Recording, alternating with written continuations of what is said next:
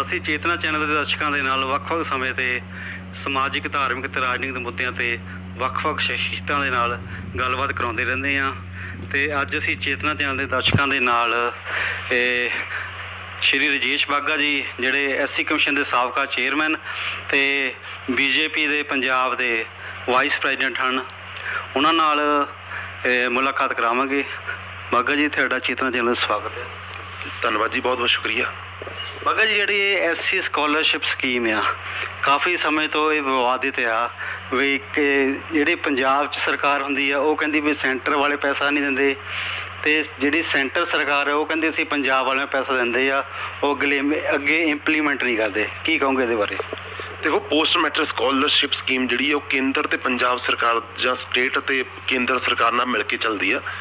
ਤੇ ਇਹ ਪਰ ਦੁਖਾਂਤ ਸੀ ਵੀ ਜਦੋਂ ਪਹਿਲਾਂ ਵੀ ਕਾਂਗਰਸ ਸਰਕਾਰ ਕੇਂਦਰ 'ਚ ਸੀ ਤੇ ਉਦੋਂ ਸਾਨੂੰ ਲੱਗ ਕੇ 12 ਤੋਂ 14 ਤੱਕ ਕੋਰਟ ਜਾਣਾ ਪੈ ਗਿਆ ਸੀ। ਤੇ ਇੱਕ NGO ਨੇ ਕੇਸ ਵੀ ਪਵਾਇਆ ਸੀ, ਤੇ ਬਲਕਿ ਮੈਂ ਸਟੇਟ ਕਮਿਸ਼ਨ ਦਾ ਚੇਅਰਮੈਨ ਸੀ, ਤੇ ਉਹ ਅਸੀਂ ਸਾਰਾ ਖੁਦ ਕਦੇ ਕਮਿਸ਼ਨ ਸਟੇਟ ਨੂੰ ਹੀ ਦੇਖ ਸਕਦਾ ਸੀ, ਤੇ ਕੇਂਦਰ 'ਚ ਉਹਨਾਂ ਦੀ ਮਨਮੋਹਨ ਸਿੰਘ ਜੀ ਦੀ ਸਰਕਾਰ ਸੀ, ਤੇ ਉਹ ਪੰਜਾਬ ਸਰਕਾਰ ਨੂੰ ਕੋਈ ਪੈਸਾ ਨਹੀਂ ਦੇ ਰਹੇ ਸੀ। ਕੋਰਟ ਨੇ ਫਿਰ ਉਹ ਕੇਂਦਰ ਨੂੰ ਸੰਮਨ ਕਰਕੇ ਤੇ ਉਹ ਪੈਸੇ ਜਾਰੀ ਕਰਾਏ ਸੀ। ਉਸ ਤੋਂ ਬਾਅਦ ਕਦੀ ਵੀ ਪੈਸੇ ਰੁਕੇ ਨਹੀਂ ਆ, ਜਿੰਨੇ ਪੈਸੇ ਮੰਗੇ ਆ ਉਹ ਦਿੱਤੇ ਜਾਂਦੇ। ਹੁਣ ਵੀ 16-17 ਦੇ ਜਿਹੜੇ ਪੈਸੇ ਸੀ ਉਹ ਜਦੋਂ ਬਾਦਲ ਸਰਕਾਰ ਗਈ ਆ 90% ਉਹ ਪੈਸੇ ਆ ਗਏ ਆ, 10% ਸਿਰਫ ਰਹਿੰਦੇ ਸੀ। ਇਹਨਾਂ ਨੇ, ਕਿਉਂਕਿ ਉਹ ਜਿਹੜਾ ਪੈਸਾ ਆਉਂਦਾ ਹੁੰਦਾ ਜਦੋਂ ਸਾਲ ਸਮੈਸਟਰ ਬਾਈ ਸਮੈਸਟਰ ਆ, ਉਹ ਆਖਰੀ ਸਮੈਸਟਰ ਹੋਣਾ ਸੀ ਜਾ ਕੇ ਮਾਰਚ 'ਚ। ਉਹ ਮਾਰਚ ਵਾਲਾ ਸਮੈਸਟਰ ਕਿਉਂਕਿ ਚੋਣ ਜਾਬਤਾ ਲੱਗਾ ਹੁੰਦਾ, ਫਿਰ ਉਹ ਬਾਅਦ ਵਿੱਚ ਪੈਸੇ ਮਿਲਦੇ ਆ, ਤੇ ਉਹ ਪੈਸੇ ਹੱਲੇ ਤੱਕ ਵੀ ਇਹਨਾਂ ਨੇ ਕਾਲਜਾਂ ਜਾਂ ਬੱਚਿਆਂ ਨੂੰ ਨਹੀਂ ਮਿਲੇ, ਜਿਹਦੇ ਕਾਰਨ ਉਹ ਬੱਚੇ ਪਰੇਸ਼ਾਨ ਹੋ ਰਹੇ ਆ। ਉਦੋਂ ਬਾਅਦ ਜਿਹੜਾ 309 ਕਰੋੜ ਰੁਪਇਆ ਬਾਅਦ ਵਿੱਚ ਵੀ ਆਇਆ, ਉਹ ਵੀ ਹੱਲੇ ਤੱਕ ਇਹਨਾਂ ਨੇ 1 ਰੁਪਈਆ ਨਹੀਂ ਦਿੱਤਾ। ਪੰਜਾਬ ਸਰਕਾਰ ਉਲਟ ਨਵੇਂ ਸ਼ਰਾਰਤਾਂ ਚੱਲ ਰਹੀ ਆ, ਬਹੁਤ ਸਾਰੇ ਕਾਲਜਾਂ ਨੂੰ ਕਹਿੰਦੇ ਅਸੀਂ ਪ੍ਰਾਈਵੇਟ ਕਾਲਜਾਂ ਨੂੰ ਸਕੀਮ ਨਹੀਂ, ਪੈਸੇ ਤੁਹਾਨੂੰ ਬਾਅਦ ਵਿੱਚ ਮਿਲਣਗੇ, ਬੱਚਿਆਂ ਤੋਂ ਜਾਂ ਲਓ ਜਾਂ ਕੁਛ ਕਰੋ, ਪਰ ਸਰਕਾਰੀ ਕਾਲਜਾਂ ਵਿੱਚ ਬੱਚਿਆਂ ਨੂੰ ਸਕੀਮ ਦਾ ਲਾਭ ਮਿਲੂਗਾ। ਮੈਨੂੰ ਲੱਗਦਾ ਸਰਕਾਰੀ ਕਾਲਜਾਂ 'ਚ 40,000 ਬੱਚਾ ਪੜ੍ਹਦਾ, ਇਸ ਸਕੀਮ 'ਚ ਕਿਸੇ ਟਾਈਮ ਤੇ 3,40,000 ਬੱਚਾ ਸੀ। ਪਰ ਜਿਹੜੀ ਸਰਕਾਰੀ ਕਾਲਜਾਂ ਦੀ ਗਿਣਤੀ ਬਹੁਤ ਜ਼ਿਆਦਾ, 100 ਤੋਂ ਵੀ ਘੱਟ ਆ, ਤੇ ਜਿਹੜੇ ਪ੍ਰਾਈਵੇਟ ਕਾਲਜ ਆ 1000 ਤੋਂ ਉੱਪਰ ਆ। ਮੈਂ ਉਹੀ ਕਹਿ ਲੱਗਾ ਵੀ ਜਿਹੜਾ ਪੰਜਾਬ 'ਚ ਸਰਕਾਰੀ ਕਾਲਜ ਦੀ ਰੇਸ਼ੋ ਟੋਟਲ ਵਿਦਿਆਰਥੀ ਉਹ 40,000 ਆ। ਜੇ 40,000 ਦਾ ਤੁਸੀਂ 25% ਕੱਢ ਲਈਏ, 10,000 ਹੋ ਗਿਆ। ਹੁਣ 3,40,000 ਬੱਚੇ ਨੂੰ ਤੁਸੀਂ 10,000 'ਚ ਕਿੱਦਾਂ ਕਨਵਰਟ ਕਰੋਗੇ? ਜੇ ਅਸੀਂ ਕਹਿੰਦੇ ਜਨਰਲ ਨੂੰ ਸੀਟਾਂ ਸਰਕਾਰੀ ਦੇਈਏ ਨਾ, ਸਾਰੀਆਂ SC ਨੂੰ ਦੇ ਦਾਂਗੇ, ਤਾਂ ਵੀ 40,000 ਬੱਚਾ ਸਿਰਫ ਸਰਕਾਰੀ ਕਾਲਜਾਂ 'ਚ ਐਡਮਿਸ਼ਨ ਲੈ ਸਕਦਾ। ਉਹ 3,40,000 ਚੋਂ ਜੇ 40,000 ਬੱਚੇ ਨੂੰ ਮਿਲ ਗਏ, 3 ਲੱਖ ਬੱਚਾ ਕਿੱਥੇ, ਉਹਦੀ ਜ਼ਿੰਦਗੀ ਦਾ ਭਵਿੱਖ ਕਿੱਥੇ ਜਾਊਗਾ? ਇਹ ਸਰਕਾਰ ਕੋਲ ਕੋਈ ਜਵਾਬ ਨਹੀਂ ਆ। ਜਿੱਦਾਂ 16-17 ਤੋਂ ਬਾਅਦ ਜਿਹੜਾ ਸਕਾਲਰਸ਼ਿਪ ਸਕੀਮ ਵਿੱਚ ਪੈਸਾ ਨਹੀਂ ਆਇਆ ਹੈਗਾ, ਤੇ ਲਗਾਤਾਰ ਹੁਣ ਵੀ ਜੋ ਡਾਟਾ ਆ ਵੀ 2100 ਕਰੋੜ ਰੁਪਈਆ ਜਿਹੜਾ ਪੈਂਡਿੰਗ ਆ। ਇਹਦੇ ਵਿੱਚ ਸਰਕਾਰ ਨੇ ਬਹੁਤ ਵਾਰੀ ਵਿਧਾਨ ਸਭਾ 'ਚ ਵੀ ਕਿਹਾ ਵੀ ਅਸੀਂ ਇਹਦੀ ਜਾਂਚ ਕਰਾਵਾਂਗੇ, ਪੈਸੇ ਦੁਰਵਰਤੋਂ ਹੋਈ ਆ। ਤੇ ਪਰ ਜਦੋਂ ਕੇਂਦਰ ਨੇ ਇਹਨਾਂ ਨੂੰ ਪੁੱਛਿਆ ਵੀ ਸਾਨੂੰ ਦੱਸੋ ਵੀ ਘੁਟਾਲੇ ਦੀ ਕੀ ਰਿਪੋਰਟ ਆ, ਕੋਈ ਰਿਪੋਰਟ ਨਹੀਂ ਦੇ ਪਾਉਂਦੇ। ਕਿਉਂਕਿ ਇਹ ਸਾਡੇ ਟਾਈਮ ਤੋਂ ਅਸੀਂ ਇਹਨਾਂ ਨੂੰ ਕਿਹਾ ਸੀ ਵੀ ਜਿਹੜਾ ਕਾਲਜ ਕੋਈ ਗਲਤੀ ਕਰਦਾ ਉਹਦੇ ਤੇ, ਕਿਉਂਕਿ ਬੱਚਿਆਂ ਨੂੰ ਪੜ੍ਹਾਈ ਵਾਸਤੇ ਪੈਸਾ ਆਇਆ, ਨਾ ਕਿ ਇਹ 'ਚ ਕੋਈ ਘੁਟਾਲਿਆਂ ਵਾਸਤੇ ਪੈਸਾ ਆਇਆ। ਇਹ ਗਰੀਬਾਂ ਦਾ ਪੈਸਾ ਆ, ਇਹਨੂੰ ਐਜੂਕੇਸ਼ਨ 'ਤੇ ਦਿਓ। ਤੇ ਮੈਨੂੰ ਯਾਦ ਆ ਮੈਂ ਵੀ ਉਦੋਂ 2 ਕਾਲਜਾਂ 'ਤੇ ਕਾਰਵਾਈ ਕਰਾ ਕੇ ਭੇਜੇ ਸੀ, ਤੇ ਅਸੀਂ ਸਰਕਾਰ ਨੂੰ ਕਹਿੰਦੇ ਵੀ ਕਾਰਵਾਈ ਕਰੋ, ਉਹਨਾਂ ਦੀ ਐਫੀਲੀਏਸ਼ਨ ਕੈਂਸਲ ਕਰਕੇ ਕਾਲਜ ਸਰਕਾਰ ਆਪਣੇ ਅੰਡਰ ਲੈ ਲਵੇ। ਉਹ ਸੁਸਾਇਟੀ ਦਾ ਕਾਲਜ ਹੈ ਨਾ, ਕਿਸੇ ਪਰਸਨਲ ਬੰਦੇ ਦਾ ਹੈ ਨਹੀਂ। ਐਜੂਕੇਸ਼ਨ ਜਾਂ ਤੇ ਉਹ ਟਰਸਟ ਹੁੰਦਾ ਜਾਂ ਉੱਥੇ ਸੁਸਾਇਟੀ ਹੁੰਦੀ ਆ। ਤੇ ਇਹ ਤੇ ਅਸੀਂ ਸ਼ੁਰੂ ਤੋਂ ਕਹਿੰਦੇ ਵੀ ਕੋਈ ਵੀ ਕਾਲਜ ਪ੍ਰਾਈਵੇਟ ਜਾਂ ਯੂਨੀਵਰਸਿਟੀ ਗੜਬੜ ਕਰਦੀ ਆ, ਉਹਦੇ ਤੇ FIR ਦਰਜ ਕੀਤੀ ਜਾਵੇ, ਕਾਲਜ ਸਰਕਾਰ ਆਪਣੇ ਅੰਡਰ ਲੈ ਲਵੇ। ਤੇ ਜੇ ਅਸੀਂ ਧਾਰਮਿਕ ਸਥਾਨ ਆਪਣੇ ਅੰਡਰ ਲੈ ਸਕਦੇ ਤੇ ਕਾਲਜਾਂ ਨੂੰ ਕੀ ਦਿੱਕਤ ਆ? ਤੇ ਸਕੂਲ ਇਹਦੇ ਨਾਲ ਇੱਕ ਪ੍ਰੀ ਮੈਟ੍ਰਿਕ ਸਕਾਲਰਸ਼ਿਪ ਸਕੀਮ ਜਿਹੜੀ ਇਦੋਂ ਵੀ ਜ਼ਿਆਦਾ ਜ਼ਰੂਰੀ ਆ। ਪੰਜਾਬ 'ਚ ਜਦੋਂ ਦੀ ਕਾਂਗਰਸ ਸਰਕਾਰ ਆ ਉਹਦਾ ਵੀ ਬੇੜਾ ਗਰ ਕਰਤਾ, ਇਹਨਾਂ ਨੇ ਕਿਸੇ ਨੂੰ ਪੈਸਾ ਜਾਰੀ ਨਹੀਂ ਕੀਤਾ। ਪੋਸਟ ਮੈਟ੍ਰਿਕ ਤੇ ਬਾਅਦ 'ਚ ਲੋੜ ਪੈਂਦੀ ਆ ਕਾਲਜਾਂ 'ਚ, ਪਰ ਉਹ ਤੇ ਸਕੂਲਾਂ ਦਾ ਪੈਸਾ ਆ। ਸਕੂਲਾਂ 'ਚ ਕਿਸੇ ਨੂੰ ਵਜ਼ੀਫਾ ਨਹੀਂ ਮਿਲਿਆ, ਜਿਹੜਾ ਅਤੀ ਜ਼ਰੂਰੀ ਆ। ਤੇ ਇਹਦਾ ਮਤਲਬ ਇਹ ਜਿਹੜਾ ਪ੍ਰਾਇਮਰੀ ਸਕੂਲਾਂ ਤੋਂ ਲੈ ਕੇ ਇਹ ਕਾਲਜਾਂ ਤੱਕ ਚਾਹੁੰਦੇ ਹੀ ਨਹੀਂ ਵੀ ਬੱਚੇ ਜਿਹੜੇ ਸ਼ਡਿਊਲ ਕਾਸਟਾਂ ਦੇ ਪੜ੍ਹ ਪਾਉਣ ਜਾਂ ਉਹ ਕੁਛ ਉਹਨਾਂ ਨੂੰ ਐਜੂਕੇਸ਼ਨ ਦਾ ਕੁਛ ਲਾਭ ਮਿਲ ਸਕੇ। ਇਹ ਸਾਫ਼ ਤੇ ਸਾਫ਼ ਨੀਅਤ ਆ। ਪਹਿਲਾਂ ਇਹਨਾਂ ਨੇ, ਤੁਹਾਨੂੰ ਯਾਦ ਹੋਣਾ, ਬਹੁਤ ਸਾਰੇ ਸਰਕਾਰੀ ਸਕੂਲ ਬੰਦ ਕਰ ਦਿੱਤੇ ਆਉਂਦੇ ਹੀ। ਉਹ ਇੱਕ ਮੈਸੇਜ ਸੀ ਵੀ ਅਸੀਂ ਐਜੂਕੇਸ਼ਨ 'ਤੇ ਕੰਮ ਨਹੀਂ ਕਰਾਂਗੇ, ਅਸੀਂ ਸਿਰਫ ਤੇ ਸਿਰਫ ਆਪਣੇ ਘਰ ਭਰਾਂਗੇ। ਤੇ ਹੁਣ ਬਹੁਤ ਸਾਰੇ ਕਾਂਡ ਇੱਦਾਂ ਦੇ ਹੋ ਰਹੇ ਆ, ਜਿੱਦਾਂ ਸ਼ਰਾਬ ਦਾ ਹੋ ਗਿਆ ਜਾਂ ਹੋਰ, ਇਹ ਸਾਰਾ ਸ਼ਡਿਊਲ ਕਾਸਟਾਂ ਦਾ ਨੁਕਸਾਨ ਹੋ ਰਿਹਾ। ਜਿੱਦਾਂ ਇਹ ਜਿਹੜਾ ਸਕਾਲਰਸ਼ਿਪ ਸਕੀਮ ਆ ਇਹ ਤੁਹਾਡੇ ਮੁਤਾਬਕ ਵੀ ਹੁਣ ਤੱਕ ਜਿਹੜਾ ਸੈਂਟਰ ਸਰਕਾਰ ਵੱਲੋਂ ਜਿਹੜਾ ਬਕਾਇਆ ਪੈਸਾ ਉਹ ਕਿੰਨਾ ਰਹਿੰਦਾ ਆ? ਇਹਦੇ ਸਟੇਟ ਗਵਰਨਮੈਂਟ ਦੱਸ ਸਕਦੀ ਨਾ ਕਿੰਨਾ ਪੈਸਾ ਜਿਹੜਾ ਆਇਆ 309 ਕਰੋੜ ਰੁਪਇਆ। ਜਦੋਂ ਇਹ NOC ਦਊਗੀ ਤੇ ਨਾਲ ਬਿੱਲ ਬਣ ਕੇ ਜਾਂਦਾ ਹੁੰਦਾ ਵੀ ਹੋਰ ਸਾਡੇ ਇੰਨੇ ਬੱਚੇ ਆ ਤੇ ਉਹਨਾਂ ਨੂੰ ਵੀ ਦਿਓ। ਜਿੰਨੀ ਦੇਰ ਇਹ ਪੈਸਾ ਉਹ ਬੱਚਿਆਂ ਤੱਕ ਪਹੁੰਚਦਾ ਹੀ ਨਹੀਂ, ਕਾਲਜਾਂ ਨੂੰ ਡਿਗਰੀਆਂ ਨਹੀਂ ਬੱਚੇ ਜਾਰੀ ਕਰ ਰਹੇ, ਤੇ ਉਹ ਪੈਸਾ ਦੇਣ ਤੋਂ ਬਾਅਦ ਅਗਲਾ ਬਿੱਲ ਬਣਨਾ, ਕਿਉਂਕਿ ਇੱਕ ਬਿੱਲ ਕਲੀਅਰ ਹੋਣ ਤੋਂ ਬਾਅਦ ਦੂਜਾ ਬਿੱਲ ਆ, ਚਾਹੇ ਉਹ ਜਿੰਨਾ ਮਰ 2000 ਕਰੋੜ ਦਾ ਹੋਵੇ ਬਿੱਲ, ਉਹ ਬਿੱਲ ਸਰਕਾਰ ਨੇ ਜਾਰੀ ਕਰ ਦੇਣਾ। ਪਰੰਤੂ ਪਹਿਲਾ ਬਿੱਲ ਤੇ ਕਲੀਅਰ ਹੋਵੇ, ਅੱਗੇ ਵੀ ਕਈ ਵਾਰੀ 1200 ਕਰੋੜ ਰੁਪਇਆ 1600 ਕਰੋੜ ਰੁਪਇਆ ਆਉਂਦਾ, ਠੀਕ ਨਹੀਂ, ਉਹ ਕੇਂਦਰ ਵੱਲੋਂ ਕੋਈ ਦਿੱਕਤ ਨਹੀਂ। ਪਰ ਇਹ NOC ਦੇ ਜਾਰੀ ਕਰਨ ਵੀ ਅਸੀਂ ਪੈਸੇ ਦੇ ਦਿੱਤੇ ਆ, ਇਹ ਤੇ ਸਰਕਾਰ ਦੀ ਨੀਅਤ ਨਹੀਂ ਆ ਪੈਸੇ ਦੇਣ ਦੀ। ਇਹਨਾਂ ਨੂੰ ਲੱਗ ਰਿਹਾ ਬੱਚੇ ਖੱਜਲ ਖਰਵਾ ਹੋ ਕੇ ਪ੍ਰਾਈਵੇਟ ਕਾਲਜਾਂ ਦੇ ਹੱਥ ਖੜੇ ਹੋ ਜਾਣ, ਉਹ ਕਹਿ ਦੇਣ ਅਸੀਂ ਨਹੀਂ ਪੜ੍ਹਾਉਣੇ ਬੱਚੇ, ਤੇ ਬੱਚੇ ਘਰਾਂ 'ਚ ਬਹਿ ਜਾਣ। ਬੱਚਾ ਸਿਰਫ ਜਿਹੜਾ ਉਹ 3 ਲੱਖ ਤੋਂ 3,40,000 ਤੋਂ ਅਸੀਂ 10,000 ਬੱਚਾ ਪੜ੍ਹਾਈਏ ਲਾ ਪਾ ਕੇ, ਬਾਕੀ ਬੱਚੇ ਬੇਰੁਜ਼ਗਾਰ ਰਹਿਣ, ਉਹ ਲੇਬਰ ਕਰਨ। ਇਹ ਜਿੱਦਾਂ ਸੈਂਟਰ ਸਰਕਾਰ ਤੇ ਜਿਹੜੀ ਪੰਜਾਬ ਗੌਰਮੈਂਟ ਸੀ, ਸਭ ਤੋਂ ਜ਼ਿਆਦਾ ਜਿਹੜਾ ਸੈਂਟਰ ਦਾ ਹਿੱਸਾ ਹੁੰਦਾ ਸੀਗਾ ਵੀ ਉਹ ਸਕਾਲਰਸ਼ਿਪ ਸਕੀਮ 'ਚ ਆਉਂਦਾ ਸੀ, ਅਤੇ ਬਾਕੀ ਹਿੱਸਾ ਜਿਹੜਾ ਪੰਜਾਬ ਸਰਕਾਰ ਪਾਉਂਦੀ ਸੀ। ਹੁਣ ਜਿਹੜੀ ਜਾਣਕਾਰੀ ਮਿਲ ਰਹੀ ਹੈ ਉਹਦੇ ਅਨੁਸਾਰ ਵੀ ਸੈਂਟਰ ਸਰਕਾਰ ਇਹ ਕਹਿ ਰਹੀ ਹੈ ਵੀ ਜਿਹੜਾ ਐਜੂਕੇਸ਼ਨ ਦਾ ਮੁੱਦਾ ਆ ਉਹ ਪੰਜਾਬ ਸਰਕਾਰ ਦਾ ਹੈ। ਪੰਜਾਬ ਐਜੂਕੇਸ਼ਨ ਦੇ ਮੁੱਦੇ ਨੂੰ ਦੇਖੇ ਵੀ ਸੈਂਟਰ ਸਰਕਾਰ ਇਹਦੇ ਵਿੱਚ ਕੁਛ ਨਹੀਂ ਕਰ ਸਕਦੀ। ਜਦੋਂ ਵੀ ਇਹ ਪਾਲਿਸੀ ਬਣੀ ਸੀ ਉਦੋਂ ਹੀ ਤੈਅ ਸੀ ਵੀ ਇਹ 4 ਸਾਲ ਬਾਅਦ ਇਹਦਾ ਜਿਹੜਾ ਸਟੇਟ ਸ਼ੇਅਰ ਆ ਉਹ ਵਧਣਾ। ਜਦੋਂ ਮਨਮੋਹਨ ਸਿੰਘ ਜੀ ਨੇ ਪਾਲਿਸੀ ਬਣਾਈ ਹੈ, ਪਾਲਿਸੀ 'ਚ ਕਲੀਅਰ ਲਿਖਿਆ ਸੀ ਵੀ ਸ਼ੇਅਰ ਵਧਣਾ। ਹੁਣ ਉਹ ਪਾਲਿਸੀ ਨੂੰ ਜਿੱਦਾਂ ਵੀ 12 ਸਾਲ ਹੋ ਗਏ ਸੀ ਤੇ ਉਹਦੇ ਵਿੱਚ ਸ਼ੇਅਰ ਘਟੀ ਜਾ ਰਿਹਾ ਕੇਂਦਰ ਦਾ, ਤੇ ਉਹ ਹਰ ਸਾਲ ਘਟਦਾ। ਇਹ ਕੋਈ ਨਵਾਂ ਨਹੀਂ ਆ, ਇਹ ਤੇ ਸਟੇਟ ਨੂੰ ਪਤਾ ਹੀ ਆ, ਪਰੰਤੂ ਸਟੇਟ ਚਾਹੁੰਦੀ ਹੀ ਨਹੀਂ ਇਹ ਸਕੀਮ ਨੂੰ ਇੰਪਲੀਮੈਂਟ ਕਰਨਾ। ਕਿ ਸਟੇਟ ਨੂੰ ਇਹ ਤੋਂ ਪਹਿਲਾਂ ਪਤਾ ਨਹੀਂ, ਉਦੋਂ ਪਹਿਲਾਂ ਜਿਹੜੀ ਸਰਕਾਰਾਂ ਸੀ ਉਹਨਾਂ ਦੇ ਟਾਈਮ ਵੀ ਸ਼ੇਅਰ ਘਟਿਆ ਹੀ ਆ, ਇਹਦੇ ਹਰ ਵਾਰੀ ਘਟਦਾ। ਇਹਦੇ ਇੱਕ ਸਕੀਮ 'ਚ ਨਹੀਂ ਆ, ਸਾਰੀਆਂ ਸਕੀਮਾਂ ਇੱਦਾਂ ਹੀ ਆ, ਜਿੰਨੀਆਂ ਵੀ ਸਕੀਮਾਂ ਆ ਉਹ ਹੌਲੀ ਹੌਲੀ ਸਟੇਟ ਸ਼ੇਅਰ ਜਿਹੜਾ ਵੱਧ ਜਾਂਦਾ ਉਹ 'ਚ। ਤੇ ਪਰ ਮੈਨੂੰ ਲੱਗਦਾ ਇਹ ਏਡੀ ਵੱਡੀ ਗੱਲ ਨਹੀਂ, ਪਰੰਤੂ ਜਿਹੜੇ ਪਹਿਲੇ ਪੈਸੇ ਆਏ ਆ ਉਹ ਤੇ ਜਾਰੀ ਕਰਨ, ਉਹੀ ਜਾਰੀ ਕਰਕੇ ਜੇ ਬੱਚਿਆਂ ਨੂੰ ਲਾਭ ਦਿੱਤਾ ਜਾਂਦਾ ਤੇ ਸ਼ਾਇਦ ਇਹ ਨੌਬਤ ਆਵੇ ਨਾ। ਤੇ ਦੂਜਾ ਇਹ ਤੇ ਕਲੀਅਰ ਆ ਵੀ ਸ਼ਡਿਊਲ ਕਾਸਟ ਬੱਚਿਆਂ ਨੂੰ ਪੜ੍ਹਾਈ ਤੋਂ ਵਾਂਝਾ ਰੱਖਣ ਲਈ ਸਰਕਾਰ ਚਾਲ ਚੱਲ ਰਹੀ ਆ, ਤੇ ਉਹਦੇ ਵਿੱਚ ਕਿਤੇ ਨਾ ਕਿਤੇ ਉਹ ਗੁੰਮਰਾਹ ਕਰਕੇ ਤੇ ਬੱਚਿਆਂ ਨੂੰ ਚਾਹੁੰਦੀ ਆ ਵੀ ਸਕੂਲਾਂ 'ਚ ਕਾਲਜਾਂ 'ਚ ਪੜ੍ਹਾਈ ਨਾ ਮਿਲੇ। ਪਰ ਸਰਕਾਰ ਦੀ ਨੀਅਤ ਜਿਹੜੀ ਉਹ ਨੰਗੀ ਹੋ ਗਈ ਆ, ਬਹੁਤ ਬੁਰੀ ਤਰ੍ਹਾਂ ਫਸ ਗਈ ਆ। ਉਹਦੇ ਕਾਰਨ ਉਹ ਡਰ ਰਹੀ ਆ ਵੀ ਹੁਣ ਅਸੀਂ ਕਿੱਥੇ ਕਰੀਏ। ਪਹਿਲਾਂ ਤੇ ਬੱਚਿਆਂ ਨੂੰ ਮੋਬਾਈਲ ਕਹਿਣਾ ਵੀ ਤੁਹਾਨੂੰ ਮੋਬਾਈਲ ਦੇਵਾਂਗੇ, ਹੁਣ ਮੋਬਾਈਲ ਜੇ ਜਿੱਦਾਂ ਇਸ ਵੇਲੇ ਮੋਬਾਈਲ ਦੀ ਬੱਚਿਆਂ ਨੂੰ ਜ਼ਿਆਦਾ ਲੋੜ ਸੀਗੀ, ਆਨਲਾਈਨ ਪੜ੍ਹਾਈ ਹੋ ਰਹੀ ਹੈ ਮਾਰਚ ਅਪ੍ਰੈਲ ਤੋਂ, ਪਰ ਜਦ ਕਿ ਇਹ ਸਮਾਂ ਸੀਗਾ ਵੀ ਮੋਬਾਈਲ ਦੇਣ ਦਾ, ਇਸ ਵੇਲੇ ਬੱਚਿਆਂ ਨੂੰ ਮੋਬਾਈਲ ਦੇਣਾ ਚਾਹੀਦਾ ਸੀਗਾ। ਕਈ ਬੱਚੇ ਜਿਹੜਾ ਕੋਈ ਮੋਬਾਈਲ ਗਰੀਬ ਪਰਿਵਾਰ ਆ, ਉਹਨਾਂ ਕੋਲ ਮੋਬਾਈਲ ਨਾ ਹੋਣ ਕਰਕੇ ਉਹ ਪੜ੍ਹਾਈ ਤੋਂ ਵਾਂਝੇ ਰਹਿ ਗਏ, ਉਹ ਪੜ੍ਹਾਈ ਤੋਂ ਬਹੁਤ ਜ਼ਿਆਦਾ ਪਿੱਛੇ ਰਹਿ ਗਏ ਆ। ਕੀ ਇਸ ਵੇਲੇ ਮੋਬਾਈਲ ਨਹੀਂ ਦੇਣੇ ਚਾਹੀਦੇ ਸੀ ਪੰਜਾਬ ਸਰਕਾਰ ਨੂੰ? ਮੈਂ ਕਹਿੰਦਾ ਇਹ ਤੇ ਉਹਨਾਂ ਦਾ ਵਾਅਦਾ ਸੀ ਵੀ ਅਸੀਂ ਤੁਹਾਨੂੰ 2 ਮਹੀਨੇ ਬਾਅਦ ਮੋਬਾਈਲ ਦੇਵਾਂਗੇ ਜਦੋਂ ਸਰਕਾਰ ਬਣੀ, ਪਰੰਤੂ ਸਰਕਾਰ ਇਹ ਚਾਹੁੰਦੀ ਹੈ ਵੀ ਅਸੀਂ ਵੋਟ ਬੈਂਕ ਦੀ ਰਾਜਨੀਤੀ ਕਰੀਏ। ਉਹ ਦੇਖ ਰਹੀ ਵੀ ਇਲੈਕਸ਼ਨ ਕਦੋਂ ਲੱਗ ਜਾਵੇ ਤਾਂ ਕਿ ਜਿਹਨੂੰ ਮੋਬਾਈਲ ਦਿੱਤਾ ਉਹਨੂੰ ਯਾਦ ਰਵੇ ਵੀ ਤੁਹਾਨੂੰ ਕਿਹੜੀ ਸਰਕਾਰ ਨੇ ਮੋਬਾਈਲ ਦਿੱਤਾ ਤੇ ਵੋਟਾਂ ਪਾਉਣੀਆਂ। ਇਹ ਮੋਬਾਈਲ ਕੋਈ ਬੱਚਿਆਂ ਨੂੰ ਪੜ੍ਹਾਈ ਵਾਸਤੇ ਨਹੀਂ ਦੇ ਰਹੀ ਵੀ ਉਹ ਨੈੱਟ ਤੇ ਦੇਖ ਕੇ ਪੜ੍ਹਾਈ ਕਰਨ। ਹੋ ਸਕਦਾ ਉਹ 6 ਮਹੀਨੇ ਬਾਅਦ ਮੋਬਾਈਲ ਹੀ ਖਰਾਬ ਹੋ ਜਾਵੇ ਜਾਂ ਸਾਲ ਬਾਅਦ, ਕੋਈ ਪਤਾ ਨਹੀਂ ਉਹਦਾ ਕੀ ਹੋ ਰਿਹਾ, ਕੀ ਹੋ ਸਕਦਾ ਬਹੁਤ ਵਧੀਆ ਹੋਵੇ, ਹੋ ਸਕਦਾ ਮਾੜਾ ਹੀ ਹੋਵੇ, ਇਹਦੇ ਬਾਅਦ ਵਿੱਚ ਪਤਾ ਲੱਗੂ। ਪਰ ਸਰਕਾਰ ਚਾਹੁੰਦੀ ਹੈ ਵੀ ਜਿੰਨਾ ਇਹਨੂੰ ਜ਼ਿਆਦਾ ਲਟਕਾ ਕੇ ਅਸੀਂ ਲੋਕਾਂ ਨੂੰ ਸਿਰਫ ਲਾਲਚ ਦੇ ਕੇ ਵੋਟਾਂ ਲੈਣੀਆਂ। ਤੇ ਮੈਨੂੰ ਲੱਗਦਾ ਇੱਥੇ ਵੀ ਪਾਬੰਦੀ ਹੋਣੀ ਚਾਹੀਦੀ ਵੀ ਤੁਸੀਂ ਇੱਦਾਂ ਦੀ ਰਾਜਨੀਤੀ ਨਾ ਕਰੋ ਜਿਹਦੇ ਕਾਰਨ ਲੋਕਤੰਤਰ ਖਤਰੇ 'ਚ ਪੈ ਜਾਵੇ। ਤੇ ਇਹ ਤੇ ਤੁਸੀਂ ਆਉਂਦੇ ਦੇਣਾ ਚਾਹੀਦਾ, ਤੁਹਾਨੂੰ ਜੋ ਵੀ ਦੇਣਾ ਤੁਹਾਨੂੰ ਪਤਾ ਹੋਣਾ ਚਾਹੀਦਾ ਕਿਹੜੇ ਕਿਹੜੇ ਕੰਮ ਕਰਨੇ ਆ। ਉਹ ਕਿਸੇ ਕੰਮ 'ਚ, ਚਾਹੇ ਨਸ਼ਾ ਦਾ, ਚਾਹੇ ਤੁਸੀਂ ਆ ਹੁਣ ਕਰੋਨਾ ਦੇ ਦੌਰਾਨ 650 ਕਰੋੜ ਰੁਪਇਆ ਉਹ ਰੇਤਾ ਬਜਰੀ ਤੇ ਸ਼ਰਾਬ ਦੇ ਜਿਹੜੇ ਵਪਾਰੀ ਆ ਉਹਨਾਂ ਨੂੰ ਮਾਫ ਕਰ ਦਿੱਤਾ, ਤੇ ਜਿਹੜਾ ਸਾਡਾ ਕੇਂਦਰ ਦਾ 300 ਕਰੋੜ ਰੁਪਇਆ ਆ ਉਹ ਸਾਨੂੰ ਨਹੀਂ ਦਿੱਤਾ। ਉਹਨਾਂ ਨੂੰ ਤੁਸੀਂ 650 ਕਰੋੜ ਰੁਪਏ ਕੋਲੋਂ ਮਾਫ ਕਰ ਰਹੇ ਆ।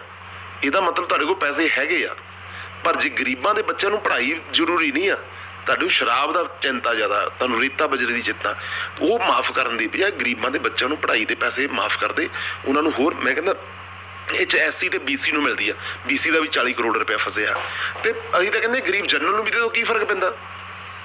ਐਜੂਕੇਸ਼ਨ ਕਿਸੇ ਗਰੀਬ ਨੂੰ ਫ੍ਰੀ ਮਿਲੇ, ਸਾਨੂੰ ਮਿਲਦੀ ਅਸੀਂ ਧੰਨਵਾਦ ਕਰਦੇ ਹਾਂ, ਪਰ ਹੋਰ ਵੀ ਕੋਈ ਲੈ ਲਵੇ ਸਾਨੂੰ ਤੇ ਕੋਈ ਇਤਰਾਜ਼ ਨਹੀਂ ਕਿਸੇ ਨੂੰ ਵੀ। ਅਸੀਂ ਤਾਂ ਚਾਹੁੰਦੇ ਪਰ ਐਜੂਕੇਸ਼ਨ ਤੇ ਕੰਮ ਕੀਤਾ ਜਾਵੇ ਤਾਂ ਹੀ ਦੇਸ਼ ਬਦਲਿਆ ਜਾ ਸਕਦਾ। ਜੇ ਅਸੀਂ ਐਜੂਕੇਸ਼ਨ ਤੇ ਕੰਮ ਕਰਾਂਗੇ, ਇਹਦੀ ਜ਼ਿਆਦਾ ਜ਼ਰੂਰਤ ਆ।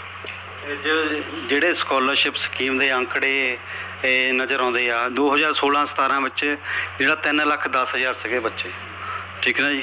ਅਤੇ ਉਸ ਤੋਂ ਬਾਅਦ ਜਿਹੜੇ 2019-20 ਦੇ ਵਿੱਚ ਤੇ ਇਹ 3.5 ਲੱਖ ਬੱਚਾ ਹੋਣਾ ਚਾਹੀਦਾ ਸੀਗਾ, ਪਰ ਹੁਣ 1.5 ਲੱਖ ਰਹਿ ਗਿਆ ਵੇ ਸਕਾਲਰਸ਼ਿਪ ਸਕੀਮ ਦੇ ਜਿਹੜੇ ਆ ਪੈਸੇ ਆ ਸਰਕਾਰਾਂ ਵੱਲੋਂ ਨਾ ਦੇਣ ਕਰਕੇ। ਇਹਦੇ ਨਾਲ ਜਿਹੜੇ ਗਰੀਬ ਬੱਚੇ ਆ ਜਿਹੜੇ ਜਿਨ੍ਹਾਂ ਕੋਲ ਪੈਸਾ ਹੈ ਨਹੀਂ ਗਾ, ਉਹ ਪੜ੍ਹਾਈ ਤੋਂ ਵਾਂਝੇ ਨਹੀਂ ਰਹਿ ਜਾਊਗੇ, ਅਤੇ ਜਿਹੜੇ ਅਮੀਰ ਪਰਿਵਾਰਾਂ ਦੇ ਬੱਚੇ ਆ ਉਹ ਪੜ੍ਹਾਈ 'ਚ ਅੱਗੇ ਆਉਣਗੇ ਅਤੇ ਬਾਕੀ ਪਿੱਛੇ ਰਹਿ ਜਾਣਗੇ। ਦੇਖੋ, ਉਹਨਾਂ ਦਾ ਮਕਸਦ ਆ ਸਿਰਫ 10,000 ਬੱਚੇ ਨੂੰ ਪੜ੍ਹਾਉਣਾ। ਉਹ ਤਾਂਹੀਓ ਇਹ ਸਕੀਮ ਨੂੰ ਖਰਾਬ ਕਰ ਰਹੇ ਆ, ਕਦੀ ਕੇਂਦਰ ਵੱਲ ਕਹਿ ਕੇ, ਕਦੀ ਕਿਸੇ ਵੱਲ ਕਹਿ ਕੇ। ਉਹਨਾਂ ਦੀ ਕਾਂਗਰਸ ਦੀ ਸਿੱਧੀ ਤੇ ਸਿੱਧੀ ਲਕੀਰ ਆ ਵੀ ਇਹ ਲੋਕ ਜੇ ਪੜ੍ਹ ਲੈ ਕੇ ਇਹ ਸਮਝਦਾਰ ਹੋ ਜਾਣਗੇ, ਇਹ ਫਿਰ ਸੋਚ ਸਮਝ ਕੇ ਵੋਟ ਪਾਉਣਗੇ।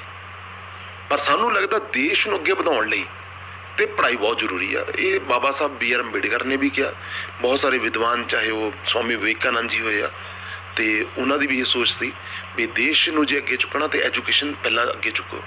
ਇਸ ਦੇਸ਼ 'ਚ ਔਰਤ ਤੇ ਜਿਹੜਾ ਪਿਛੜਿਆ ਵਰਗ, ਚਾਹੇ ਅਨੁਸੂਚਿਤ ਆ ਚਾਹੇ ਅਨੁਸੂਚਿਤ ਜਨਜਾਤੀ ਆ, ਇਹਨਾਂ ਨੂੰ ਅੱਗੇ ਵਧਾਉਣ ਲਈ ਐਜੂਕੇਸ਼ਨ ਇੱਕ ਇਹੋ ਜਿਹਾ ਮਾਤਰ ਹਥਿਆਰ ਆ ਜਿਹੜਾ ਹਰੇਕ ਲਈ ਜ਼ਰੂਰੀ ਆ। ਪਰ ਕਾਂਗਰਸ ਨੂੰ ਲੱਗਦਾ ਵੀ ਸ਼ਰਾਬ ਤੇ ਰੇਤਾ ਇਹ ਇੱਕ ਜ਼ਰੂਰੀ ਹਥਿਆਰ ਆ ਜਿਹੜਾ ਦੀ ਸਰਕਾਰ ਚਲਾ ਸਕਦੇ ਆ, ਤੇ ਉਹ ਰੇਤਾ ਬਜਰੀ ਤੇ ਸ਼ਰਾਬ ਤੇ ਜ਼ਿਆਦਾ ਕੰਮ ਕਰਦੇ ਆ, ਐਜੂਕੇਸ਼ਨ ਤੇ ਘੱਟ ਕਰ ਰਹੇ ਆ। ਇਹ ਦੁਖਾਂਤ ਆ ਇਸ ਦੇਸ਼ ਦਾ ਵੀ 70 ਸਾਲਾਂ ਤੋਂ ਬਾਅਦ ਵੀ ਅਸੀਂ ਸਿਰਫ ਸਕਾਲਰਸ਼ਿਪ ਤੇ ਹੀ ਲੜਾਈ ਲੜ ਰਹੇ ਹਾਂ। ਬਲਕਿ 70 ਸਾਲਾਂ 'ਚ ਤੇ ਅਸੀਂ ਇੰਨੇ ਕੁ ਅੱਗੇ ਵਧਣੇ ਚਾਹੀਦੇ ਦੇਸ਼ ਵੀ ਅੱਜ ਅਸੀਂ ਬਹੁਤ ਅੱਗੇ ਗੱਲ ਕਰਦੇ। ਤੇ ਅੱਜ ਵੀ ਨਰਿੰਦਰ ਮੋਦੀ ਜੀ ਨੂੰ 370 ਧਾਰਾ 'ਤੇ ਗੱਲ ਕਰਨੀ ਪਈ, ਔਰਤਾਂ ਦੀ ਆਜ਼ਾਦੀ ਵਾਸਤੇ 3 ਤਲਾਕ ਖਤਮ ਕਰਨ ਦੀ ਗੱਲ ਕਰਨੀ ਪਈ।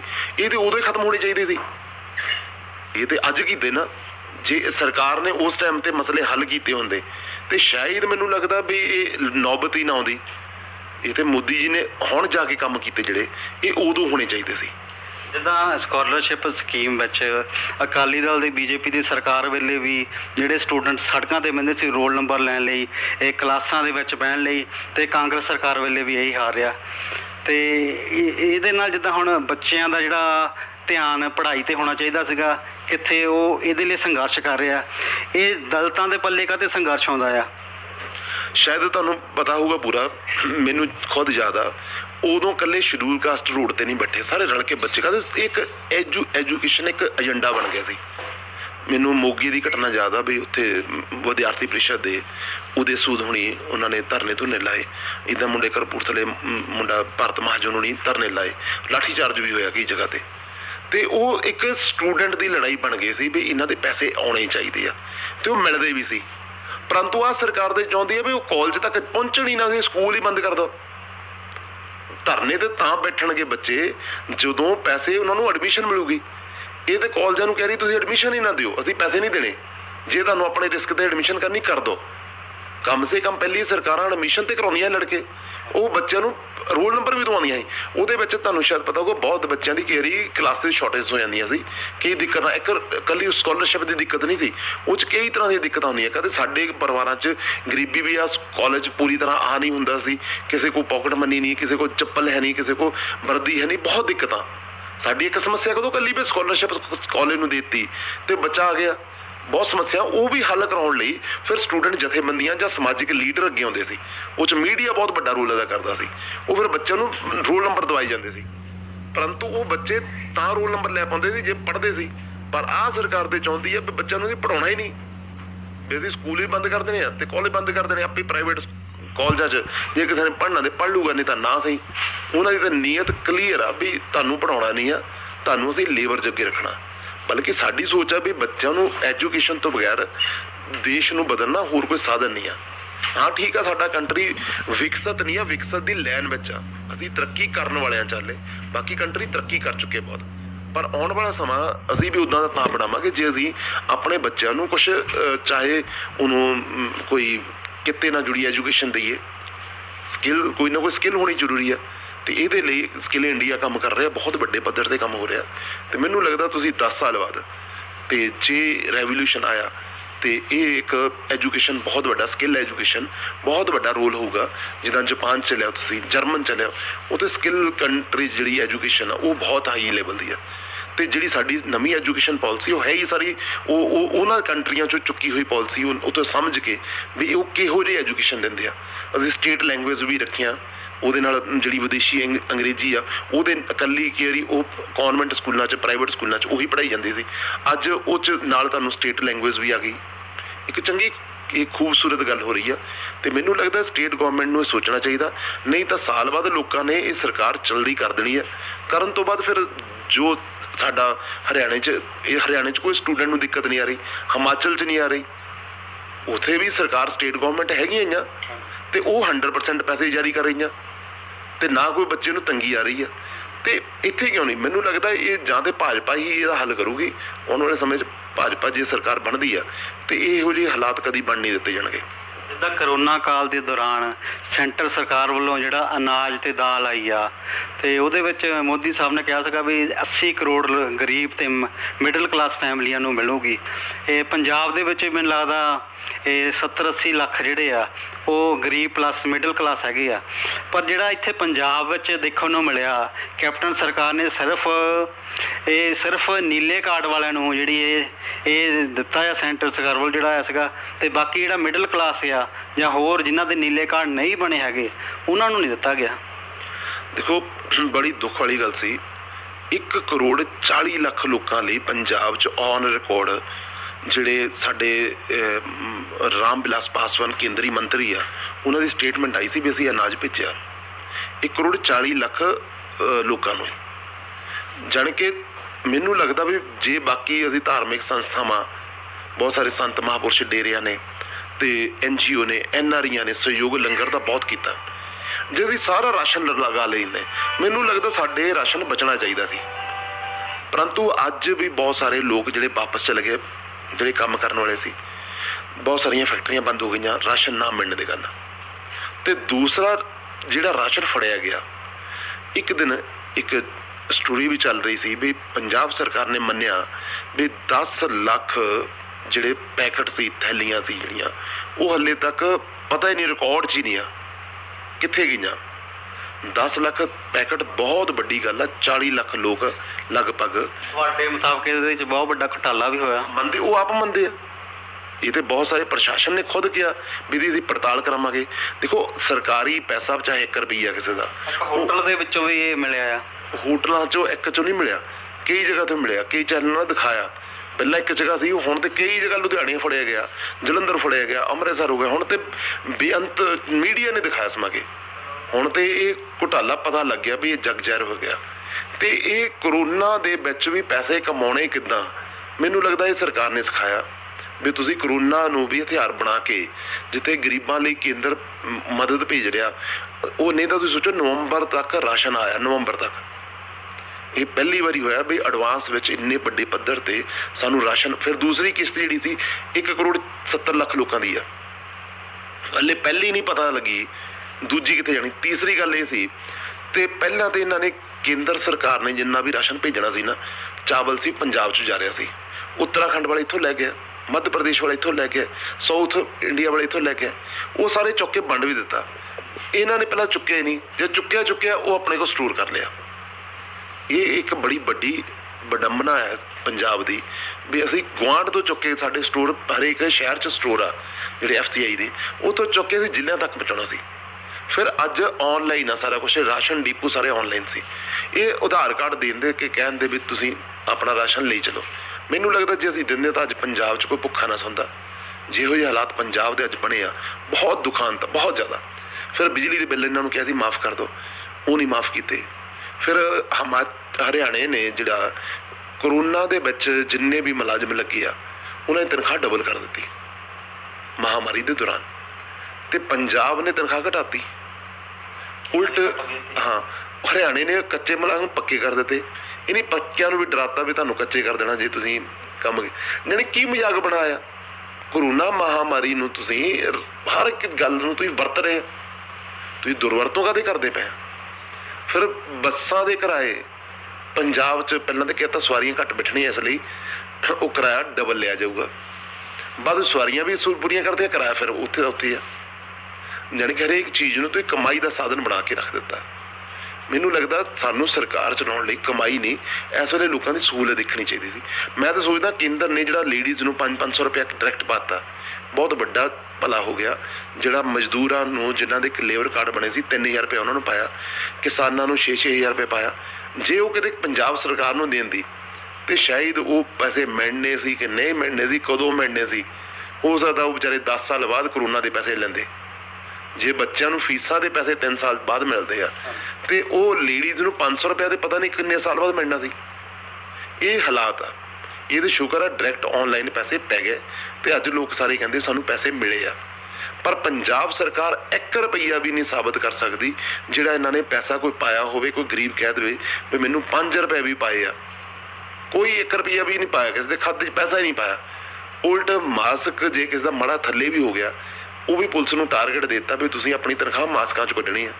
ਉਹ ਤੜਾ ਤੜ ਚਲਾਨ ਕੱਟੀ ਜਾਂਦੇ। ਜੇ ਇੱਕ ਦਿਨ ਬਜ਼ੁਰਗ ਇੱਕ ਰੋਣ ਡਿਆ ਸੀ, ਕਹਿੰਦਾ ਮੇਰੇ ਤੋਂ 500 ਰੁਪਏ ਹੈ ਨਹੀਂ, ਕਹਿੰਦਾ ਬਾਪੂ ਕੱਟਣੇ। ਮੈਂ ਉਹਨੂੰ ਕਿਹਾ, ਮੈਂ ਕਿਹਾ ਕਿਉਂ ਤੰਗ ਕਰਨ ਡਿਆ ਤੁਸੀਂ?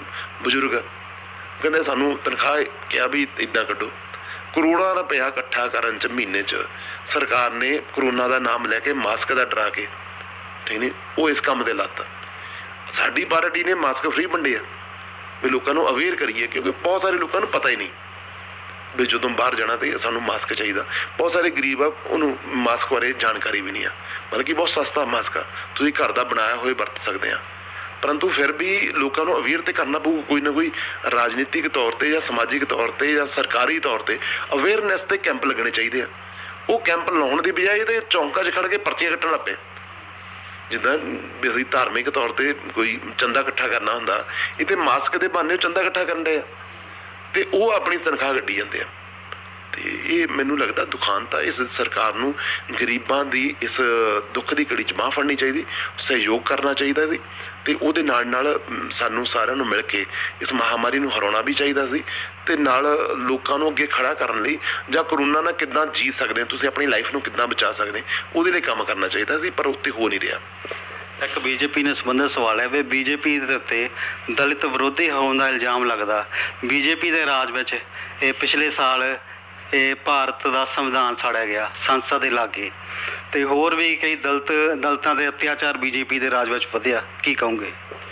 ਦੇਖੋ, ਪਹਿਲਾਂ ਤਾਂ ਜਦੋਂ ਮੋਦੀ ਜੀ ਆਉਂਦੇ ਆ, ਜਿਹੜਾ SC ST ਐਕਟ ਦੀ ਗੱਲ ਚੱਲਦੀ ਹੈ, ਉਹਨੂੰ ਸਖਤ ਕਿਹਨੇ ਕੀਤਾ? 2014 'ਚ ਕਿਹੜੀ ਸਰਕਾਰ ਸੀ ਜਿਹਨੂੰ ਸਖਤ ਬਣਾਇਆ ਸਭ ਤੋਂ ਜ਼ਿਆਦਾ? ਕੋਈ ਸੋਚੇ ਸਹੀ। ਪਰੰਤੂ ਰਾਜਨੀਤੀ ਕਰਨੀ ਹੈ, ਵਿਰੋਧ ਕਰਨਾ, ਤੇ ਉਹ ਕਰ ਦੇਵੇ, ਕੋਈ ਵੀ ਕਰ ਦੇਵੇ। ਸੰਵਿਧਾਨ ਸਾੜਨ ਵਾਲੇ ਤੇ ਕਾਰਵਾਈ ਕਿਹਨੇ ਕਰਾਈ? ਕਿਹਦੀ ਸਰਕਾਰ ਸੀ ਉਹ? ਜੇ ਸਾਡੇ ਹੁੰਦੇ ਤਾਂ ਅਸੀਂ ਕਦੋਂ ਕਰਦੇ? ਤੇ ਦੂਜੀ ਗੱਲ, ਅੱਜ ਤੱਕ ਭਾਰਤੀ ਜਨਤਾ ਪਾਰਟੀ ਨੇ ਉਹ ਕੰਮ ਕੀਤੇ ਜਿਹੜੇ ਅੱਜ ਤੱਕ ਸ਼ਡਿਊਲ ਕਾਸਟਾਂ ਦੀਆਂ ਮੰਗਾਂ ਹੀ ਸੀ। ਜਿਹਦਾ 370 ਧਾਰਾ ਲੋਕਾਂ ਦੀ ਮੰਗ ਸੀ, ਰਾਮ ਮੰਦਿਰ ਦੀ ਮੰਗ ਸੀ ਤੇ 3 ਤਲਾਕ ਦੀ ਮੰਗ ਸੀ, ਉਹ ਪੂਰੀ ਨਹੀਂ ਹੁੰਦੀ ਸੀ। ਇੱਦਾਂ ਹੀ ਆਪਣੇ ਜਿਹੜਾ ਡਾਕਟਰ ਅੰਬੇਡਕਰ ਜੀ ਦਾ, ਜਿੱਥੇ ਉਹਨੇ ਆਖਰੀ ਸਾਹ ਲਿਆ ਸੀ, ਜਿੱਥੇ ਸੰਵਿਧਾਨ ਲਿਖਿਆ ਗਿਆ ਸੀ, ਉਹਦੇ ਕੋਠੀ ਵੀ ਕਾਂਗਰਸ ਨੇ ਵੇਚਤੀ। ਉਹ ਜੇ ਵਾਪਸ ਲਈ ਭਾਰਤੀ ਜਨਤਾ ਪਾਰਟੀ ਨੇ ਲਈ ਆ। ਉੱਥੇ ਅੱਜ ਸਮਾਰਕ 100 ਕਰੋੜ ਰੁਪਏ ਲਾ ਕੇ ਬਣਾਇਆ। ਬਾਬਾ ਸਾਹਿਬ ਦੇ 5 ਤੀਰਥ ਤਿਆਰ ਕੀਤੇ, ਕਿਹਨੇ ਕੀਤੇ? ਕਾਂਗਰਸ। ਤੇ ਦੱਸੇ ਸੀ ਵੀ ਉਹਨੇ ਕੀਤਾ ਕੀ ਇੱਦਾਂ ਦੇ ਕੰਮ। ਪਰ ਬੀਜੇਪੀ ਦੇ ਰਾਜ ਵਿੱਚ ਗੁਰੂ ਰਵਿਦਾਸ ਮੰਦਿਰ ਤੁਗਲਕਾਬਾਦ ਢਾਇਆ ਗਿਆ। ਮੈਂ ਦੱਸਦਾ, ਤੁਗਲਕਾਬਾਦ ਦਾ ਮੰਦਿਰ ਕੋਈ ਨਵਾਂ ਕੇਸ ਨਹੀਂ, ਪੁਰਾਣਾ ਕੇਸ ਸੀ। ਦੂਸਰਾ, ਉਹ ਕਮੇਟੀ ਖੁਦ ਮੰਨਦੀ ਸੀ ਵੀ ਸਾਡੇ ਉਹ ਪੈਰਵਾਈ ਸਹੀ ਨਹੀਂ ਹੋਈ। ਉਹ ਕਮੇਟੀ ਨੂੰ ਵਾਪਸ ਕੇਸ ਲੜ ਕੇ ਕਿਹਨੇ ਦਵਾਇਆ? ਇਹ ਤਾਂ ਦੱਸੋ। ਇਹ 700 ਬਿੱਗਾ ਜ਼ਮੀਨ ਸੀਗੀ ਜੀ, ਸਿਰਫ 16 ਮਰਲੇ ਜ਼ਮੀਨ ਦਿੱਤੀ ਗਈ। ਤੁਸੀਂ ਚੈੱਕ ਕਰਿਓ ਜਾ ਕੇ, ਜਦੋਂ ਮੰਦਿਰ ਬਣੂਗਾ ਨਾ ਤੁਹਾਨੂੰ ਵੱਧ ਮਿਲੂਗੀ ਜ਼ਮੀਨ, 2-4 ਬਿੱਗੇ ਵੱਧ। ਇਹ ਤਾਂ ਔਨ ਰਿਕਾਰਡ ਗੱਲ ਹੈ ਸਰ। ਤੁਸੀਂ ਚੈੱਕ ਕਰਿਓ। ਸੁਪਰੀਮ ਕੋਰਟ ਨੇ ਕਿਹਾ ਵੀ 16 ਬਿੱਗੇ ਮਰਲੇ ਜ਼ਮੀਨ ਮਿਲਣੀ ਹੈ। 700 ਬਿੱਗਾ ਜ਼ਮੀਨ 'ਚੋਂ ਸਿਰਫ 16 ਮਰਲੇ ਕੀ ਹੁੰਦਾ? ਜਿਸ ਸਮਾਜ ਦੀ ਗਿਣਤੀ ਪੂਰੇ ਇੰਡੀਆ ਵਿੱਚ 20 ਕਰੋੜ ਹੋਵੇ, ਉਹ ਕਿੱਦਾਂ ਉੱਥੇ ਜਾ ਕੇ ਬੈਠਣਗੇ? ਦੇਖੋ, ਗਿਣਤੀ ਚਾਹੇ 100 ਕਰੋੜ ਹੋਵੇ ਚਾਹੇ 5 ਕਰੋੜ ਹੋਵੇ, ਆਸਥਾ ਦੇ ਭਰੀ ਨਹੀਂ ਆ। ਅਸੀਂ ਗੁਰੂ ਰਵਿਦਾਸ ਜੀ ਨੂੰ ਸਾਰੇ ਮੰਨਦੇ ਹਾਂ। ਹੁਣ ਤੁਸੀਂ ਮੋਦੀ ਜੀ ਦਾ ਭਾਸ਼ਣ ਸੁਣਿਆ ਹੋਊਗਾ, ਉਸ ਦਿਨ ਉਹਨਾਂ ਨੇ ਗੁਰੂ ਰਵਿਦਾਸ ਜੀ ਦਾ ਬਕਾਇਦਾ ਨਾਮ ਲੈ ਕੇ ਗੱਲ ਕੀਤੀ ਹੈ ਨਾ, ਜ਼ਿਕਰ ਕੀਤਾ। ਕਹਿੰਦੇ ਗੁਰੂ ਰਵਿਦਾਸ ਜੀ ਸਾਡੇ ਪੂਰੇ, ਮੀਰਾ ਜੀ ਨੂੰ ਗੁਰੂ ਰਵਿਦਾਸ ਜੀ ਤੋਂ ਅਸੀਂ ਵੱਖਰੇ ਕਰ ਦਾਂਗੇ? ਸਾਡੀ ਜ਼ਰੂਰਤ ਹੈਗੀ ਵੀ ਅਸੀਂ ਉਹਨਾਂ ਨੂੰ ਵੱਖਰੇ ਕਰ ਦਈਏ? ਇਹ ਤਾਂ ਚੰਦ ਲੋਕ ਆ ਜਿਹੜੇ ਆਪਣੀ ਰੋਟੀ ਸੇਕਣ ਲਈ ਦੁਕਾਨ ਚਲਾ ਰਹੇ ਆ। ਉਹ ਸ਼ਡਿਊਲ ਕਾਸਟਾਂ ਨੂੰ ਜੰਨਤ ਨਾਲ ਲੜਾਉਣਾ ਚਾਹੁੰਦੇ ਆ। ਕਿੰਨੀ ਘਟੀਆ ਰਾਜਨੀਤੀ ਆ। ਤੁਸੀਂ ਡਾਕਟਰ ਅੰਬੇਡਕਰ ਨੂੰ, ਜਿਹੜੇ ਉਹਨਾਂ ਦੇ ਦੋਸਤ ਸੀ ਬ੍ਰਾਹਮਣ, ਉਹਨਾਂ ਨਾਲ ਵੱਖਰੇ ਕਰ ਦੋਗੇ? ਕਿਸੇ ਦੀ ਹੈਗੀ ਜ਼ਰੂਰਤ? ਤੁਸੀਂ ਲਵ ਕੁਸ਼ ਨੂੰ ਭਗਵਾਨ ਵਾਲਮੀਕ ਜੀ ਤੋਂ ਵੱਖਰੇ ਕਰ ਸਕਦੇ ਆ? ਕੀ ਬਕਵਾਸ ਕਰਨ ਡਏ ਆ? ਪਤਾ ਹੀ ਨਹੀਂ ਕਿਸੇ ਨੂੰ ਕੁਛ। ਐਵੇਂ ਜ਼ਮੀਨ ਦੇ ਨਾਂ ਤੇ ਲੋਕਾਂ ਨੂੰ ਗੁੰਮਰਾਹ ਕਰਨਾ, ਧਰਨੇ ਦੇਣੇ, ਜਲੂਸ ਕੱਢਣੇ। ਕਿਸੇ ਨੇ ਐਜੂਕੇਸ਼ਨ ਤੇ ਕੰਮ ਨਹੀਂ ਕੀਤਾ, ਕਿਸੇ ਨੇ ਕੋਈ ਹੋਰ ਭਲਾਈ ਵਾਸਤੇ ਨਹੀਂ ਕੰਮ ਕੀਤਾ। ਜਿਹੜਾ ਮੋਦੀ ਜੀ ਨੇ SC ST ਹੱਬ ਬਣਾਇਆ ਰੁਜ਼ਗਾਰ ਵਾਸਤੇ, ਇਹ ਪਹਿਲਾਂ ਨਹੀਂ ਕੰਮ ਹੋਏ। 370 ਧਾਰਾ ਦੇ ਕਾਰਨ ਸਾਡਾ ਬਾਲਮੀਕ ਭਾਈਚਾਰਾ ਉੱਥੇ ਕਦੀ ਵੋਟ ਪਾਉਣ ਦਾ ਅਧਿਕਾਰ ਨਹੀਂ ਸੀ ਉਹਨੂੰ, ਉੱਥੇ ਇਲੈਕਸ਼ਨ ਨਹੀਂ ਲੜ ਸਕਦਾ ਸੀ, ਝਾੜੂ ਦੀ ਨੌਕਰੀ ਕਰ ਸਕਦਾ ਸੀ। ਉੱਥੇ ਜਿਹੜਾ ਸਾਡਾ ਰਵਿਦਾਸੀਆ ਭਰਾ ਸੀ ਪਾਕਿਸਤਾਨ ਤੋਂ ਆਇਆ, ਉਹਨੂੰ ਨੌਕਰੀ ਨਹੀਂ ਮਿਲ ਸਕਦੀ ਸੀ, ਵੋਟ ਨਹੀਂ ਪਾ ਸਕਦਾ ਸੀ। ਸਾਡੇ ਜਿਹੜੇ ਕਬੀਰਪੰਥੀ ਭਰਾ ਸੀ ਉੱਥੇ, ਉਹ ਨਹੀਂ ਵੋਟ ਪਾ ਸਕਦੇ ਸੀ। ਕਿਸੇ ਨੇ ਗੱਲ ਕੀਤੀ ਕਦੀ? ਕੋਈ BSP ਜੋ ਕੋਈ ਕਾਂਗਰਸ, ਕੋਈ ਵੀ ਇੱਥੇ ਬਣੀਆਂ ਸੰਸਥਾਵਾਂ ਬਣੀਆਂ, ਰੌਲਾ ਪਾਈ ਜਾਂਦੇ ਰਾਜਨੀਤਿਕ ਤੌਰ ਤੇ। ਅੱਛਾ, ਸਾਡੇ ਲੋਕ ਵੀ ਸਿੱਧੇ ਸਾਦੇ ਆ, ਪਤਾ ਹੀ ਨਹੀਂ ਵਿਚਾਰੇ, ਉਹ ਜੋ WhatsApp ਤੇ ਆ ਗਿਆ ਨਾਰੇ ਲਾਉਣ ਲੱਗ ਪੈਂਦੇ ਆ। ਕੋਈ ਸਮਝੇ ਤਾਂ ਸਹੀ ਵੀ ਟੈਕਨੀਕਲ ਗੱਲਾਂ ਕੀ ਸੀ ਤੇ ਅੱਜ ਉਹਨੂੰ ਕਿੱਦਾਂ ਸੁਧਾਰ ਕੀਤਾ, ਕਿਸ ਸਿਸਟਮ ਨਾਲ ਸੁਧਾਰਿਆ। ਭਗਵਾਨ ਵਾਲਮੀਕ ਆਸ਼ਰਮ ਦੀ ਕਦੋਂ ਦੀ ਲੜਾਈ ਚੱਲ ਰਹੀ ਸਾਡੀ, ਤੇ ਉਹ ਕਿਸ ਸਰਕਾਰ ਨੇ ਬਣਾਇਆ? ਭਾਰਤੀ ਜਨਤਾ ਪਾਰਟੀ, ਅਕਾਲੀ ਦਲ ਨੇ ਬਣਾਇਆ ਨਾ। ਖੁਰਾਲਗੜ੍ਹ ਸਾਹਿਬ ਕਾਂਗਰਸ ਨੇ ਕੰਮ ਰੋਕਿਆ, ਕਦੀ ਕਿਸੇ ਨੇ ਨਾਰਾ ਲਾਇਆ ਵੀ ਕਾਂਗਰਸ ਨੇ ਕੰਮ ਰੋਕਿਆ? ਭਾਰਤੀ ਜਨਤਾ ਪਾਰਟੀ ਨੇ ਸ਼ੁਰੂ ਕਰਾਇਆ ਸੀ। ਕੋਈ ਹੈ ਹਿੰਮਤ ਕਿਸੇ ਦੀ? ਕਦੇ ਕਾਂਗਰਸੀਆਂ ਦੀ B ਟੀਮਾਂ ਆ, ਉਹਨਾਂ ਦੇ ਕੰਮ ਕਰਦੀਆਂ, ਉਹਨਾਂ ਦੇ ਕਹਿਣ ਤੇ ਕੰਮ ਕਰਦੀਆਂ, ਉਹਨਾਂ ਦੇ ਕਹਿਣ ਤੇ ਚੈਨਲ ਚਲਾਉਂਦੀਆਂ, ਤੇ ਇਸ ਲਈ ਕਾਂਗਰਸ ਦਾ ਹੀ ਕੰਮ ਕਰਦੇ ਆ। ਦੇ ਉਹਨਾਂ ਦੇ ਨਾਰੇ ਲਾਉਂਦੇ ਆ, ਦੇ ਉਹਨਾਂ ਦੇ ਬਾਰੇ ਪ੍ਰਚਾਰ ਕਰਦੇ ਆ, ਤੇ ਇਹਦੇ ਬਾਰੇ ਪਤਾ ਹੀ ਹੈ ਵੀ ਕਿਹੜੀ ਪਾਰਟੀ ਨਾਲ ਕੰਮ ਕਰ ਰਿਹਾ। ਭਾਰਤੀ ਜਨਤਾ ਪਾਰਟੀ ਦਾ ਇੱਕ ਕੰਮ ਕੱਢਣ ਵੀ ਗਲਤੀ ਕੀ ਹੋਈ ਆ। ਇੱਕ BJP ਦਾ ਆਪਣੇ ਸੈਂਟਰ ਮਿਨਿਸਟਰ ਹੇਗੜੇ ਜੀ ਆ, ਉਹਨਾਂ ਨੇ ਸੰਸਦ ਦੇ ਵਿੱਚ ਬਿਆਨ ਦਿੱਤਾ ਸੀਗਾ ਵੀ BJP ਜਿਹੜੀ ਆ ਸੰਵਿਧਾਨ ਬਦਲਣ ਦੇ ਲਈ ਆਈ ਆ।